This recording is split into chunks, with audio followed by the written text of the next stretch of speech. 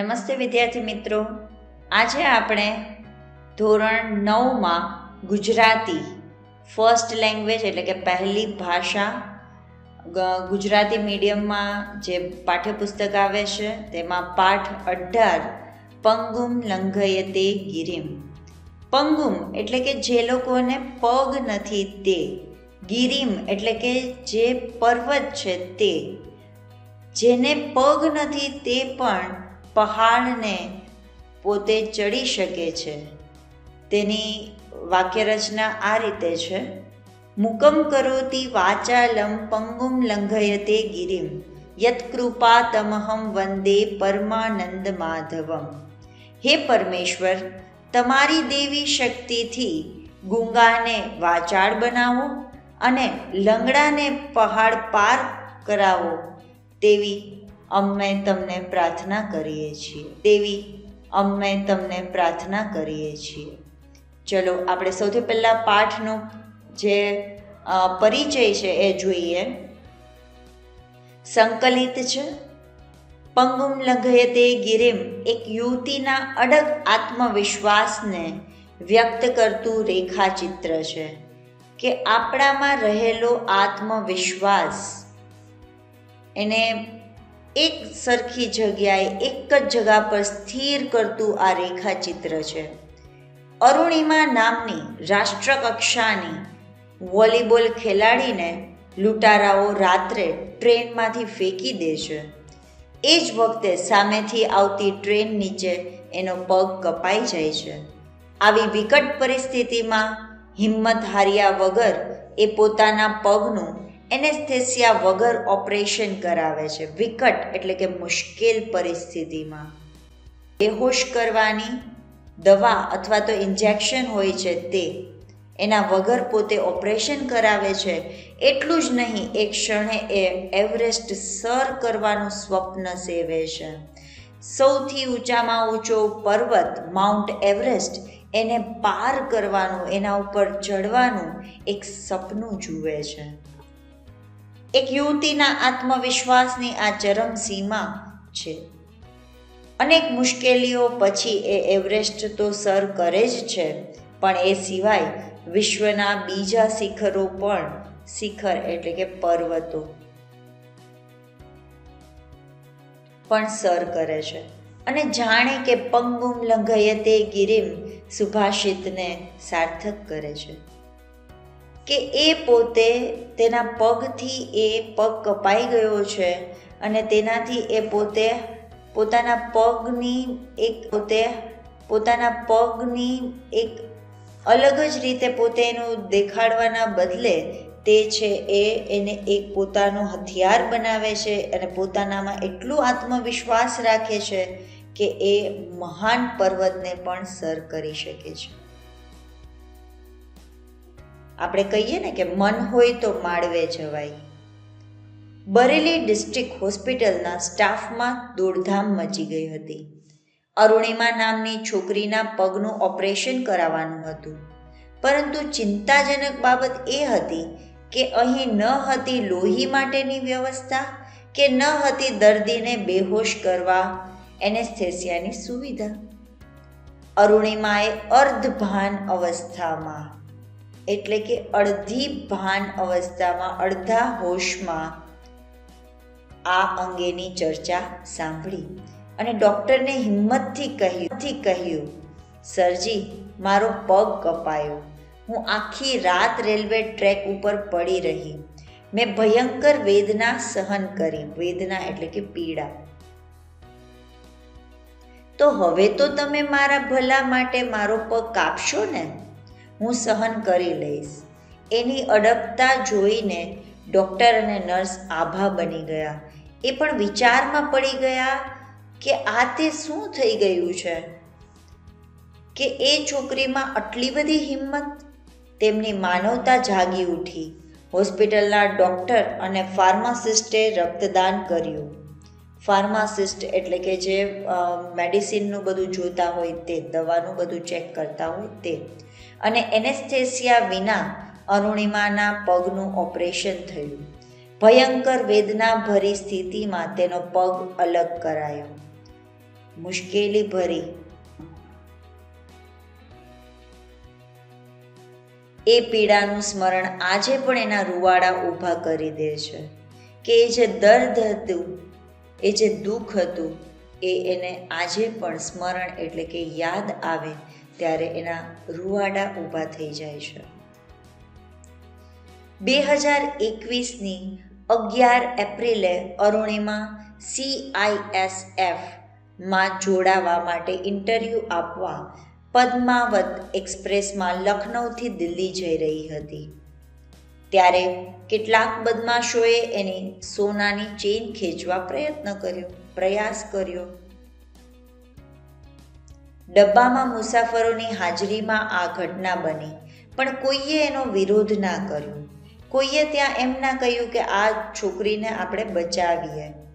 કોઈએ એમને અટકાવ્યા નહીં, એમને રોક્યા નહીં. વોલીબોલની રાષ્ટ્રકક્ષાની રમતવીર રહેલી અરુણિમાએ સામી લડત આપી. એ ઝઝૂમી પરંતુ એકલી અને અસહાય હોવાથી બદમાશોએ તેને ટ્રેન બહાર ફેંકી દીધી. એના દુર્ભાગ્યે એ જ વખતે સામેથી બીજી ટ્રેન પસાર થઈ અને એના ઉજ્જવળ ભાવિને, ઉજ્જવળ ભવિષ્યને કચડતી ગઈ. અરુણિમાનો ડાબો પગ ટ્રેન નીચે કપાયો. લોહી લુહાણ હાલતમાં આખી રાત એ મદદ માટે બૂમ પાડતી રહી, પણ કોઈ એની મદદે આવ્યું નહીં. રાત્રિના અંધકારમાં તે 7 કલાક ટ્રેક ઉપર પડી રહી. ત્યાંથી 49 ટ્રેન પસાર થઈ ગઈ, પણ આ કસોટી કાળ એટલે કે સમયમાં તેની મદદે કોઈ આવ્યું નહીં. માત્ર એના કપાયેલા પગના માંસની મિજબાની માણવા ઉંદરો આવ્યા. મિજબાની એટલે કે ભોજન માટેની દાવત હોય ને તે. માણવા એટલે કે એનો ટેસ્ટ લેવા માટે, એનો સ્વાદ મમડાવવા માટે ઉંદરો આવ્યા. અરુણિમાનો ડાબો પગ માત્ર ચામડી ભેર લટકતો હતો કે ખાલી ને ખાલી એમાં ચામડી જ હતી, હવે માંસ હતું નહીં. જમણા પગના હાડકાના ઘણા ટુકડા થઈ ગયા હતા. એની કરોડરજ્જુમાં તિરાડ પડી હતી. તે ચીસો પાડતી, સહન કરતી, રડતી પડી હતી. સવારે તેને બરેલી હોસ્પિટલમાં લઈ જવાઈ અને ત્યાંના તાત્કાલિક ઓપરેશન પછી એને દિલ્હીની એમ્સ હોસ્પિટલમાં ખસેડવામાં આવી. વિચારો કે રાષ્ટ્રકક્ષાની વોલીબોલ પ્લેયરને પણ કોઈએ મદદ કરી નહીં. ત્યાંની લાંબી સારવાર પછી તેણે થોડી સ્વચ્છતા મેળવી ત્યારે તેણે સમાચાર પત્રોમાં સમાચાર વાંચ્યા કે અરુણિમા પાસે ટિકિટ ન હતી, એટલે આત્મહત્યા કરવા માટે કૂદી પડી. એટલે આમ બન્યું. તેણે ન્યૂઝપેપરમાં, છાપામાં આ વાંચ્યું કે અરુણિમા પાસે ટિકિટ ના હતી, એટલા માટે તેણે આત્મહત્યા કરવાનો પ્રયાસ કર્યો હતો અને એટલા માટે આવું બન્યું. એના પરિવારે તમામ અફવાઓનું એટલે કે ખોટી વાતોનું ખંડન કર્યું કે એમને કહ્યું કે ના, આવું કંઈ છે જ નહીં, પણ કોઈએ માન્યું નહીં. સત્ય તો સમયની એરણે જ ઓળખાય છે. કે સત્ય છે એ ક્યારે સમજાય? જ્યારે સમય સાચો ખરો ચાલતો હોય ત્યારે છે ઓળખાય. હવે એણે પોતાના જીવનની દિશા બદલવાનું નક્કી કર્યું. જહાં ચાહ વહાં રાહ. કે જો આપણે કોઈ વસ્તુને ચાહસી, એના પ્રત્યે પ્રેમ રાખશી, તો રસ્તો એની જાતે મળી જશે.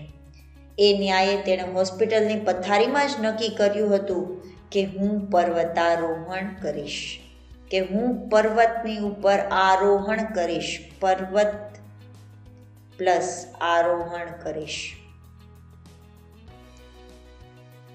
લોકોએ એને પાગલ ગણી કે ભાઈ આ તો ગાંડી છે, કારણ કે પગ વગરના માટે પર્વતારોહણ અશક્ય ગણાય, કે કરી જ ના શકે, શક્ય જ નથી. અરુણિમામાં દ્રઢ સંકલ્પ શક્તિ હતી. પરંતુ પર્વતારોહણ માટે જરૂરી માર્ગદર્શન અને તાલીમ મેળવવા માટે આર્થિક સહાય મેળવવી એ બે કપરા પ્રશ્નો તેની સામે હતા. કપરા એટલે કે મુશ્કેલ પ્રશ્ન છે એ તેની સામે હતા કે પર્વતારોહણ માટે એને ગાઈડન્સ જોઈએ, માર્ગદર્શન જોઈએ અને ટ્રેનિંગ જોઈએ, એટલે કે તાલીમ પણ લેવી પડે, પણ એની પાસે કોઈ આર્થિક સહાય નથી.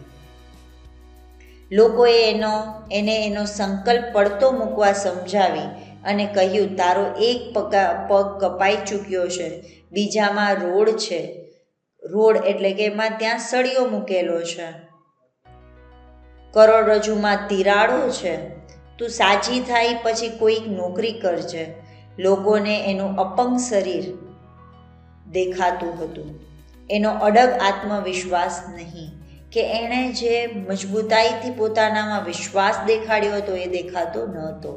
અરુણિમાનું અંતર આ દુર્ગમ લખવા પ્રતિબદ્ધ થઈ ચૂક્યું હતું કે એને આ જે ન પહોંચી શકાય તેવું લક્ષ્ય પામવા માટે સતત પોતે છે એના મનમાં નક્કી કરી લીધું હતું કે ના, હું પર્વતારોહક બનીશ જ.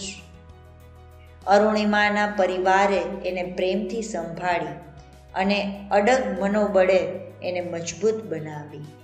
જિંદગીની મુશ્કેલીઓ અને મૂંઝવણો સાથે તે પથારીમાં પડી રહેવા માંગતી ન હતી. તે 1985માં એવરેસ્ટ સર કરનાર ભારતીય પ્રથમ મહિલા બચેન્દ્રી પાલ પાસે પહોંચી. તેમણે અરુણિમાના નિશ્ચયની અડગતા જોઈ કે કેટલી પાક્કા પાયાની છે. એમણે મનમાં નિશ્ચય કરી લીધું છે કે ના, હું પણ આ જ રીતે એવરેસ્ટને સર કરીશ. એવરેસ્ટ જેવા દુર્ગમ પર્વતના આરોહણ વિશે વિચારીને તે અંતરમાં તો એને સર કરી જ લીધો હતો. તેણે તેના હૃદયમાં તો એને જીતી જ લીધો હતો. ત્યાં તે પહોંચી જ ચૂકી હતી. માત્ર હવે જગતને બતાવવા ખાતર ત્યાં જઈ ચડવાનું બાકી છે. જગત એટલે કે દુનિયાને બતાવવા માટે હજી એને આ ચઢાણ છે એ કરવાનું બાકી હતું. બચેન્દ્રી સાથેની મુલાકાતે એનામાં અનેરી હિંમત અને ઉત્સાહ ભરી દીધા. પરંતુ આ ક્ષેત્રમાં અનેક મુશ્કેલીઓ એની વાટ જોતી હતી, રાહ જોતી હતી. બચેન્દ્રી પાલ મેડમે એને સમજાવ્યું હતું, અરુણિમા, તારા વિચારથી કે તારા શબ્દોથી તે એવરેસ્ટ સર કરી લીધું છે, પણ તું સાબિત કર કે તું આવા શરીરે એવરેસ્ટ સર કરી શકીશ. કે તારું જે વિચારસરણી છે, તારું થિંકિંગ છે એ અને તારા શબ્દથી તો તે એવરેસ્ટને સર કરી જ લીધો છે, પણ આ શરીર તારે સાબિત કરવાનું છે. અને એ મંડી પડી. એટલે કે એનામાં એવી લગન હતી કે તે કન્ટિન્યુ કરવા માટે પોતે પડી રહી. પર્વતારોહણની તાલીમ દરમિયાન શરૂઆતમાં પર્વત ચઢવા બધા એકસાથે નીકળતા. ત્યારે અરુણિમાને સલાહ મળતી, અરે તું ધીમે ધીમે આવ, એટલે ધીરે ધીરે આવ. તે અકળાતી અને વધુ મહેનત કરતી. 8 મહિના બાદ પરિસ્થિતિ બદલાઈ ગઈ. અરુણિમા હવે સામાન ઉપાડીને સૌની સાથે નીકળતી અને સૌની પહેલે પહોંચતી. લોકો એને પૂછતા, અરુણિમા, કહે તો કે તું ખાય છે શું? એટલે તું જમે છે શું? તાલીમ બાદ સ્વપ્નને સાકાર કરવાની, લક્ષ્યને પામવાની ઘડી એટલે કે ક્ષણ, મુમેન્ટ આવી પહોંચી. એ એવરેસ્ટને આંબવા સજ્જ બની. ક્ષણ, મુમેન્ટ આવી પહોંચી. એ એવરેસ્ટને આંબવા સજ્જ બની એને ત્યાં પહોંચવા એ પોતે તૈયાર થઈ. પરંતુ વિટંબણાઓ ડગલે ને પગલે હતી. જે મુશ્કેલીઓ છે એ ડગલે ને પગલે હતી. પહેલી કસોટી શેરપાને સમજાવવાની આવી. શેરપાએ જાણ્યું કે અરુણિમાનો કૃત્રિમ પગ છે, કે એના પગ છે એ આર્ટિફિશિયલ છે, ઓરિજિનલ નથી. તો તેણે કહી દીધું કે એ તેને નહીં લઈ જઈ શકે. શેરપાને પોતાને જીવનું જોખમ ખેડવું પડશે એમ વિચારી તે આનાકાની કરતો હતો. એટલે કે હા, ના, નહીં લઈ જાઉં એવું તે કરતો હતો. ખૂબ સમજાવટને અંતે તે રાજી થયો. તે ખુશ થયો કે ચલો હવે હું તને લઈ જઈશ. બર્ફીલા પહાડો વચ્ચેથી એણે એવરેસ્ટ તરફ પ્રયાણ. ત્યારે બીજી કસોટી તેના કૃત્રિમ પગને લીધે હતી. ચઢાણ ચડતા વારંવાર કૃત્રિમ પગ ફરી જતો, ખસી જતો અને એના પર શરીરનું વજન લેવાતું નહીં, આગળ ચલાતું નહીં. પરંતુ તેણે પ્રયાસો ચાલુ રાખ્યા અને ધીમે ધીમે આગળ વધી. આગળ વધતા આ માર્ગે તેણે અનેક પર્વતારોહકોને મૃત્યુની ચાદર ઓઢી સૂતેલા જોયા. તે કંપી ઉઠી. તેણે મનોમંથન કર્યું. મનમાં ને મનમાં તેણે વિચાર કર્યો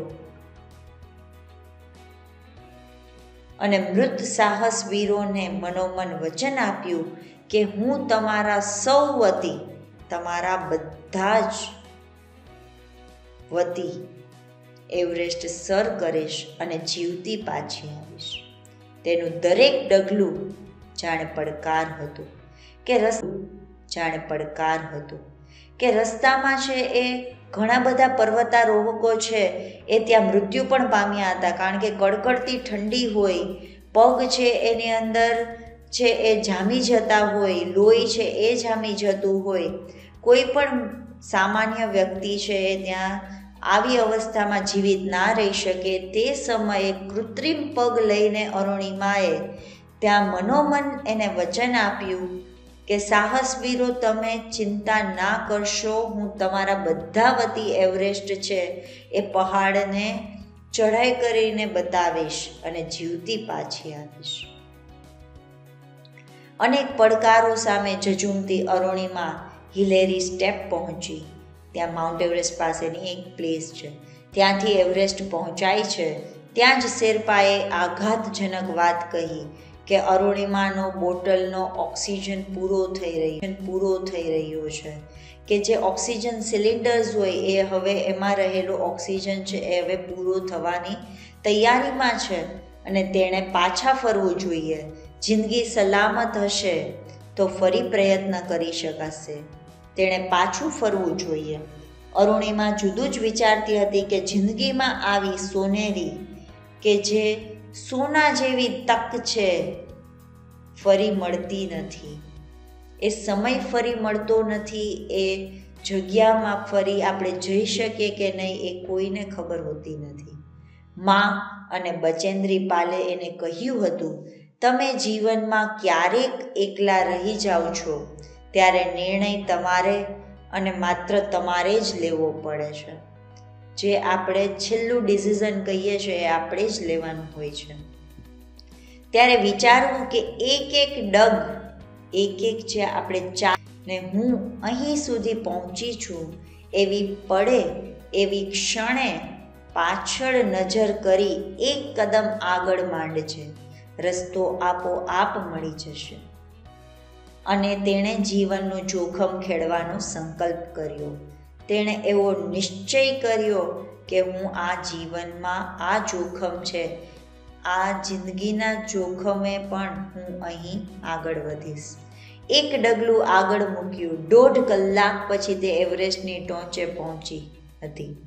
અશક્ય એવી મંજિલ પર હતી કે શક્ય ના હોય એવા રસ્તા પર તે હતી. તે ખૂબ ખુશ હતી. આનંદના અતિરેકમાં તે બૂમો પાડીને દુનિયાને બતાવવા માંગતી હતી કે એક વિકલાંગ, એક મધ્યમ વર્ગીય છોકરી ધારે તો શું ના કરી શકે. આનંદના અતિરેકમાં ખૂબ ખુશ હતી. એટલા માટે તે બૂમો પાડતી હતી અને દુનિયાને બતાવવા માંગતી હતી કે હું ભલે વિકલાંગ છું, ડિસેબલ છું, મારે એક પગ નથી, હું ભલે મિડલ ક્લાસ ફેમિલીથી બિલોંગ કરું છું, પણ મિડલ ક્લાસની પણ છોકરીઓ ધારે તો શું ના કરી શકે. જીવનની કસોટીઓમાં હારીને બેસી જનારા, નિષ્ફળ જનારાઓને એણે કહેવું હતું કે માણસ ખરેખર વિકલાંગ ત્યારે બને છે જ્યારે એ હાર કબૂલી લે છે, કે હાર પોતે માની લે છે કે હવે હું હારી ગયો છું. પ્રયત્નો છોડી દે છે, પ્રયાસ છોડી દે છે. વ્યક્તિ શરીરથી નહીં મનથી વિકલાંગ બને છે. એના પર વિજય મેળવવાનો હોય છે. 11 એપ્રિલ 2011માં અરુણિમાને અકસ્માત થયો હતો. 21 મે 2013ના દિવસે સવારે એવરેસ્ટ સર કર્યું. કેવી રીતે? મજબૂત મનોબળથી, મનના બળથી કે મનની હિંમતથી, સખત પરિશ્રમથી, સખત મહેનતથી એવરેસ્ટ આરોહણને તેણે જીવન ધ્યેય બનાવી દીધું હતું. સફળતા એનું જનૂન બની ચૂક્યું હતું. જીવનનું એક જ લક્ષ્ય હતું કે મારે માઉન્ટ એવરેસ્ટ સર કરવું છે. એવરેસ્ટ ઉપર અરુણિમાએ રાષ્ટ્રધ્વજ સાથે ફોટા પડાવ્યા. શેરપા પાસે વિડીયો શૂટિંગ પણ કરાવ્યું. સમય વીતતો જતો હતો કે સમય પસાર થતો હતો. એનો ઓક્સિજન પૂરો થઈ રહ્યો હતો. શેરપા તે યાદ કરાવતા ખૂબ ગુસ્સે થતા હતા કે ક્રોધમાં આવી જતા હતા કે હવે તારો ઓક્સિજન છે એ પૂરો થવા આવ્યો છે. અરુણિમાને પોતાને પણ આ ખ્યાલ હતો કે પોતે કદાચ જીવતી નહીં રહી શકે, પરંતુ તે શેરપા મારફતે એ વિડીયો ભારતના યુવા વર્ગને પહોંચાડવા માંગતી હતી કે જે યુવા વર્ગ છે એને પણ પોતાનામાં જનૂન રાખવો જોઈએ, હિંમત રાખવી જોઈએ, સખત પરિશ્રમ કરવો જોઈએ, જેથી યુવાનો પડકાર સામે લડતા શીખી શકે, કે જે મુશ્કેલીઓ આવે છે તેની સામે પોતે છે એ લડતા શીખી શકે. 8,839 ફૂટની ઊંચાઈ પર લોહી થીજાવી દેતી ઠંડીમાં એનો આ ડર સાચો પડી શકે એમ હતો. અરુણિમા ઝડપથી શેરપા સાથે પાછી ફરી હતી. ત્યાં જ એનો ઓક્સિજન ખલ્લાસ થઈ ગયો, એટલે કે પૂરો થઈ ગયો. તે નીચે ઢળી પડી. શેરપા એને હિંમત આપતો હતો. તાકાત જ નથી, એનામાં કોઈ શક્તિ જ નથી, કારણ કે હવે તો ઓક્સિજન પણ પૂરું થઈ ગયું હતું. કહેવત છે કે હિંમતે મર્દા તો મદ્દે ખુદા, કે જો તમારામાં હિંમત હોય તો ભગવાન પણ તમને છે એ મદદ કરવા આવી જાય. ઈશ્વરીય દુનિયાના નિયમો જુદા હોય છે. તે જ સમયે એક બ્રિટિશ પર્વતારોહક ચડતો હતો. તેની પાસે ઓક્સિજનના 2 બાટલા હતા.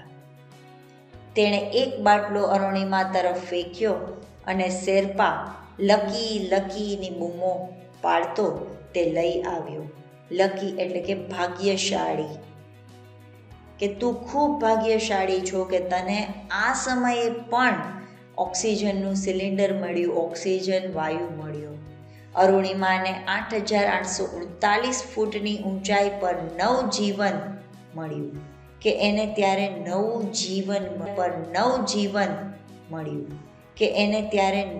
જીવન મળ્યું. ખરેખર ભાગ્ય એને જ સાથ દે છે જે પુરુષાર્થ કરે છે, જે મહેનત કરે છે.